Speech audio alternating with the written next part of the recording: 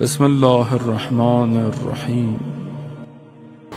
حضرت موسیٰ علیہ السلام فقر پر ہیں، کچھ نہیں، پروردگار فقیر ہوں، محتاج ہوں، کہا۔ خدا نے حضرت موسیٰ کو پھر کیا کیا، ایک ایک کر کے چیزیں دینا شروع کی، شادی، ازدواج، اس کے بعد نبوت ملی، کہاں کس مقام پر پہنچا دیا، کچھ نہیں ہے موسیٰ کے پاس، اور موسیٰ کس مقام پر ہے، کلیم اللہ۔ کچھ نہ ہوتے ہوئے خدا کے بعد اس مقام پر کہ جہاں خدا سے کلام کر رہے ہیں، خدا سے گفتگو کر رہے ہیں۔ یہ آسان معاملہ نہیں ہے، میقات پہ پہنچ جانا اور خدا سے کلام کرنا۔ بس پوری مخلوق میں کوئی نہیں ہے سوائے موسیٰ کے جو خدا سے کلام کر رہا ہے۔ مقام دیکھیں نا نبی کا، وہاں پر روایت میں ہے کہ داخلہ العجب، اللہ حضرت موسیٰ کے اندر نبی ہے، معصوم ہے، خطا نہیں کر سکتا، گناہ نہیں کر سکتا، ہمارے عقیدے کے حساب سے نہیں کر سکتا، کچھ نہیں کر سکتا، ترک اولا ہوتا ہے، لیکن روایت میں ہے کہ عجب داخل ہوا، کیونکہ کوئی نہیں ہے میرے سوا جو بات کرتا ہو۔ یہ ہوتا ہے نا انسان کی زندگی میں، عجب کیا ہے، لیکن جو عجب حضرت موسیٰ کو ہے وہ ہمارا والا نہیں ہے، وہ ادھر نبی ہیں، ادھر کوئی نہیں، ادھر لمحہ، تھوڑا سا لمحہ اندر آیا۔ عجب کیا ہے؟ عجب کا تعلق شہرت سے، میرے جیسا کوئی نہیں ہے، میری جیسی مجلس کسی کی نہیں ہے، عجب۔ میری مجلس میں ٹریفک جام ہو جاتا ہے، میں اپنی بات کروں، آپ لوگوں کو تو نہیں کچھ کہہ سکتا، عجب کھا جاتا ہے، برباد کر دیتا ہے، خود پسندی، میں اچھا ہوں، میں گھر میں بہت اچھا ہوں، میں خاندان میں سب سے اچھا ہوں، میں کلاس میں سب سے اچھا ہوں، میں آفس میں سب سے اچھا ہوں، میں تو نماز پڑھتا ہوں، میں تو صدقہ خیرات کرتا ہوں، میں تو کچھ کھا جائے۔ ذرا سا آیا، خدا نے فوراً حضرت جبرائیل سے کہا، کہ ادرک عبدی، میرے بندے کی خبر لو ورنہ معاملہ ختم ہو جائے گا۔ لمحہ کیا خبر لی؟ کہا موسیٰ آج سے پیغمبری سائٹ پہ، نبوت کنار پہ کریں تھوڑے دنوں کے لیے، شاگردی اختیار کرو، شاگرد بنو، تلمذ اختیار کرو۔ یہ بہت ضروری ہے، جانے مطلب ہمارے اب معاشرے میں کیا کہیں، آدمی معاشرے کے کس کس درد کو بیان کرے۔ صلوات بھیج دیں، آج تو مجھے لگ رہا ہے دوسرا مائک تنگ کر رہا ہے، صلوات بھیج دیں،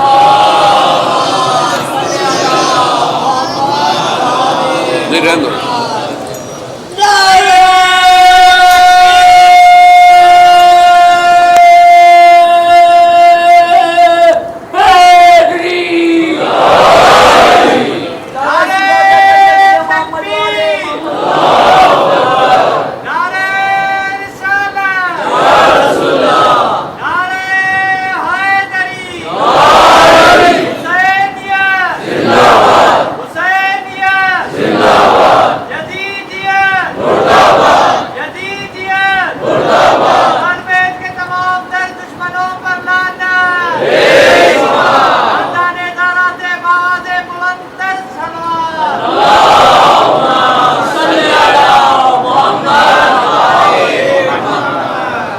عزیزان محترم، جب انسان یہ سمجھ لینا کہ اسے بہت کچھ آتا ہے، تو روایات میں علم خود حجاب اکبر بن جاتا ہے، علم حجاب بن جاتا ہے، اور ہماری عام زندگی میں تو کوئی حساب کتاب ہے ہی نہیں۔ اگر مجھے کچھ آتا ہے، مجھے کچھ پتہ ہے، گھر میں بڑا ہوں، گھر کی جو ہے وہ پوری مینجمنٹ میرے ہاتھ میں ہے، فلانا میرے ہاتھ میں ہے، تو اصل اخلاق تو ہے ہی نہیں نا، مطلب معاشرے میں تو کوئی ایسا واعظ ہے ہی نہیں کہ جس کے درس میں آپ جا کے بیٹھیں تو آپ کو تھوڑا اپنی طرف نگاہ کرنی پڑ جائے، معاشرہ نہیں ہے۔ پہلے زمانے میں گاؤں دیہاتوں میں، یا جب لوگ شاید اتنے ماڈرن نہیں ہوئے تھے، ایک کہیں نہ کہیں کوئی بندہ خدا ہوتا تھا، کوئی ولی ہوتا تھا، لوگ سنتے تھے.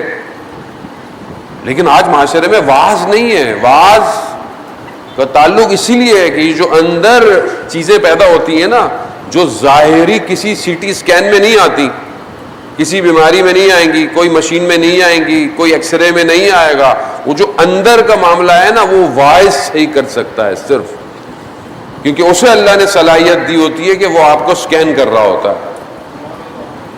اور ہیں ایسے بہرحال لوگ ہیں ہم نے تو بہرحال ایسے اساتذہ سے فائدہ اٹھایا اور اٹھا بھی رہے ہیں الحمدللہ، کہ جن کو آپ کو بتانا نہیں پڑتا کہ آپ کیا غلطی کر کے آئے ہیں، وہ غلطی کو بتائے بغیر آپ کی بیماری صحیح کر دیتے ہیں.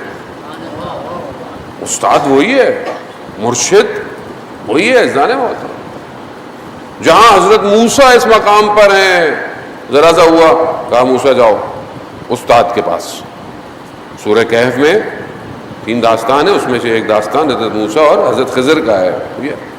جاؤ تلمذ اختیار کرو، شاگرد بنو.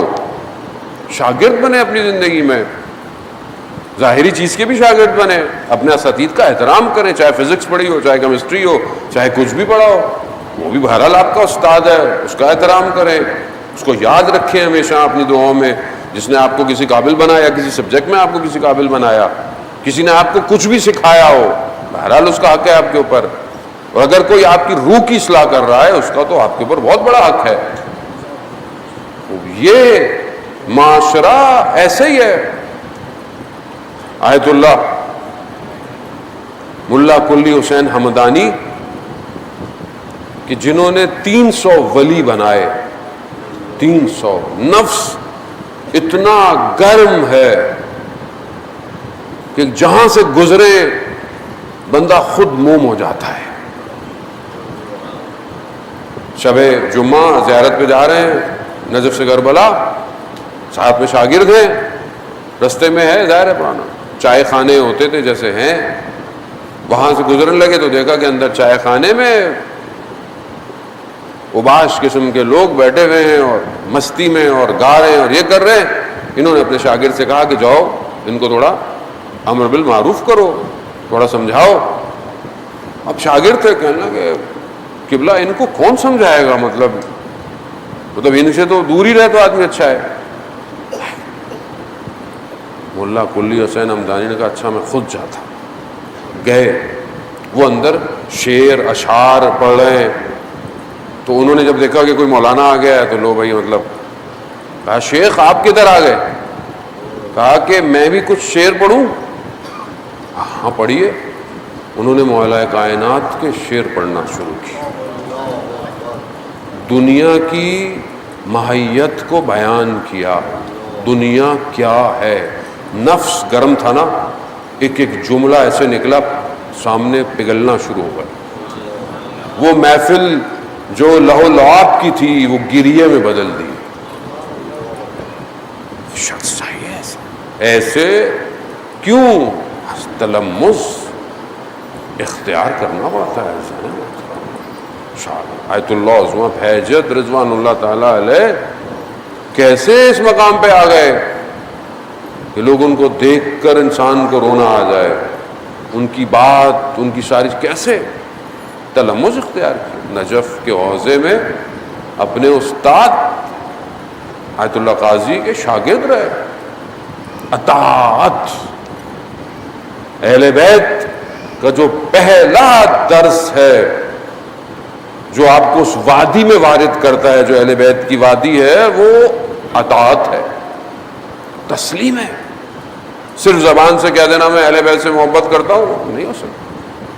5 چیزیں چاہیے ہمیں. محبت پہلا قدم ہے، پہلا قدم محبت. دوسرا معرفت، پھر انسان تسلیم کی طرف جاتا ہے، پھر ولایت کی طرف جاتا ہے، پھر کہیں جا کے انسان شباہت اختیار کرتا ہے کہ جہاں خود اہل بیت کہتے ہیں سلمان و منا اہل بیت.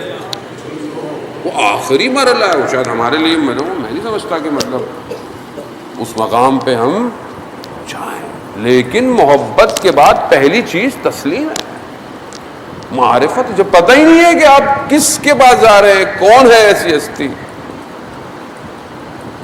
خط لکھا کسی نے آیت اللہ عظمہ بہجت کے والد کو کہ آپ کا بیٹا پتہ نہیں کیسے درسوں میں جاتا ہے، کسی صوفی ٹائپ کے شخص کے درس میں جاتا ہے والد، اور نماز شب اتنی لمبی لمبی پڑھتا ہے مولا کے حرم میں. والد نے کہا آج سے تم نماز شب نہیں پڑھو گے. کیوں؟ صبح تمہارا درس کہیں خراب نہ ہو جائے. کیونکہ باپ کا حکم شریعت میں اولویت رکھتا ہے. لے کر خط اپنے استاد کے پاس آئے. استاد نے بولا کہ جو باپ نے کہا ہے وہ تو کرنا پڑے گا، لیکن کہا کہ میں کیا کروں جو نماز شب سے جو مجھے ملنے والا ہے. کہا اس کے لیے میں تمہیں ایک اور عمل دیتا ہوں. کہا چپ کا روزہ، بات نہیں کرنی، وہ جو تمہیں وہاں سے ملنا تھا یہاں مل جائے گا. لکھ کر دکانوں میں جو بھی کام کرتے تھے لکھ کے دیتے تھے. خاموش زبان جب خاموش ہو تو دل سے حکمت کے چشمے جاری ہونا شروع ہو جاتے ہیں. تلمس، حضرت موسیٰ نے تلمس کیا. حضرت خضر نے بولا کہ مطلب آپ برداشت نہیں کریں گے، صبر نہیں کریں گے. وہی ہوا بہرحال، لیکن ڈھونڈا. بہرحال وہ خود ایک مفصل داستان ہے، آپ سنتے رہتے. عزیزان محترم، اصل ہدف کیا تھا واقعے کا؟ پھر پروردگار نے اس موسیٰ کو جس کے پاس کچھ نہیں ہے، کچھ نہیں تھا، کیا کہا؟ جاؤ اپنے بھائی کو لو، فرعون کے دربار جاؤ اور جا کر اسے تبلیغ کرو. تو پروردگار فرعون، ہم دو بھائی اس کی، اور کیونکہ حضرت موسیٰ جانتے تھے فرعون کو، اسی کے تو محل میں پلے بڑے تھے. کہا وہ تو ہمیں پہنچنے نہ دے، گردن کاٹ دے، مار دے، پتہ نہیں کیا کرے، جانے نہ دے، پہنچنے نہ دے. خدا نے قرآن کی آیات میں کہا موسیٰ خوف مت کھاؤ،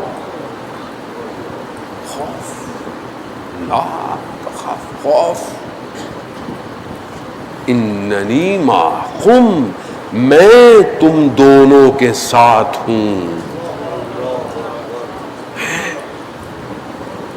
بس یہی تھا، اور کیا چاہیے تھا؟ بس میں ہوں، جاؤ، فرعون ہو یا کچھ بھی ہو، دنیا کی بڑی بڑی طاقتیں ہوں، ظاہری طور پر اپنے آپ کو کہتے ہو کہ ہمارے پاس یہ اسلحہ، ہمارے پاس وہ اسلحہ، ہمارے پاس یہ طاقتیں، ہمارے پاس دنیا کی سیٹلائٹیں، ہمارے پاس، لے آئے. خدا ولی کے ساتھ ہے، ولی کے ساتھ ہے. عزیزان محترم، یہاں میرا موضوع وہ ولی والا نہیں ہے، ورنہ بہرحال میں اس طرف جو رات کو بڑھتا ہوں، ورنہ میں انشاءاللہ وہاں اس کو کھولوں گا. اور مزید خوب یہ جو ایک ٹرم ہے نا جہاں خدا یہ کہہ رہا ہے کہ میں تمہارے ساتھ ہوں، بس چلو کرو. اب فرعون کیا کر سکتا ہے؟ کیا ہوا کہ رب اشرح لی صدری ویسر لی امری، دعا، پروردگار میرے سینے کو کشائش دے، میرے قول میں طاقت دی. کیا کیا پھر فرعون نے؟ عزیزان محترم،